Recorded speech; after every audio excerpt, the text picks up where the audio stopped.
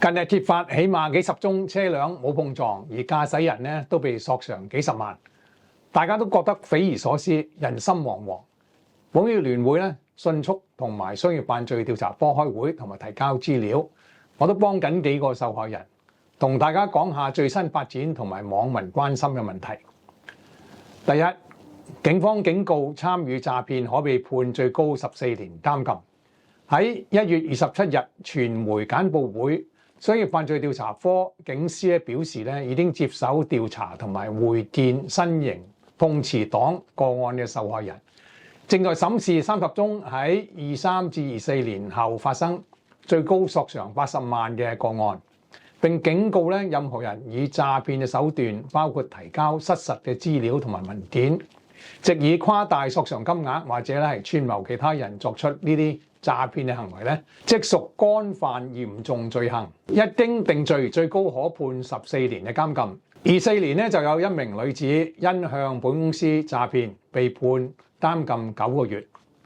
第二，向本公司備案，最終未必一定扣 NCD， 即係無索償折扣。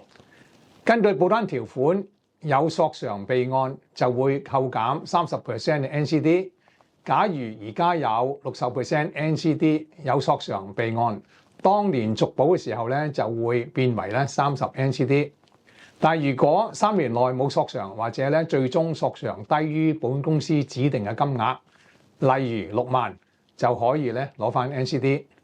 另外，如果錯在對方，保險公司會追對方律師費同埋幫手追返投保人付出嘅墊底費，所以 NCD 係有機會追返嘅。大家唔好怕扣 NCD 就唔肯去報保險公司，好容易因小失大。第三，跟足保險公司指示，交專業團隊處理。新型詐騙好可能係一條龍嘅，駕駛者到醫生到律師好有組織，預着佢哋如果單打獨鬥打官司又要賠錢，好唔掂，所以大家要報保險公司，交俾專業嘅團隊應付。跟隨保險公司嘅指示，大家齊心係打擊詐騙。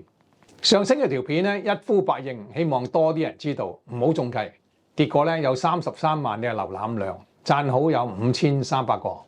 而家警方、保險業聯會同埋法律界都共同跟進緊，希望盡快打擊呢啲無良集團，將佢哋係繩之於法，還市民一個安心。請大家讚好、留言同埋廣傳，多謝大家。